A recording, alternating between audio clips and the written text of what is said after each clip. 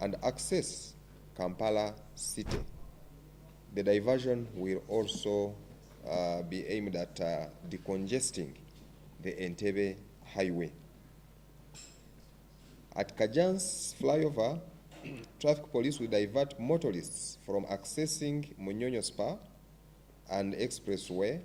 Instead, use Kajansi flyover to Rubowa, then to Zana. Those that proceeding to the city can continue. There will also be diversions at Selena, Chigo traffic lights, diversions at Mutungo, Kitiko traffic lights, and diversions at Usabara Junction for any vehicle that will be sighted along the Munyonyo Spa.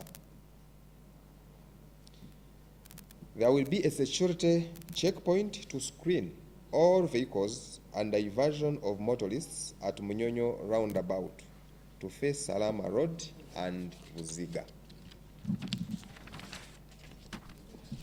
Any motorist approaching Munyonyo will be diverted at UCB Road to access Buziga, Lukuli areas. At Northern Bypass, there will be a diversion at Usega Flyover and at Sleep Road to restrict vehicles from accessing the Kampala-Entebbe Expressway. There will be other traffic direction and diversions along the Northern Bypass at Sentema, at Nansana,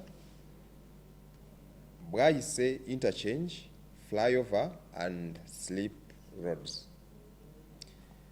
Traffic police will hold traffic flow at other road junctions, access roads, and regulate it according to the movement of the delegates.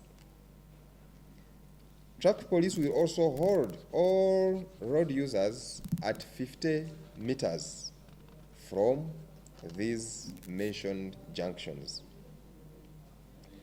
All access routes leading to the summit venue and hotels where the delegates will be residing will be sealed off by security and traffic, where traffic will be in place to guide other road users further.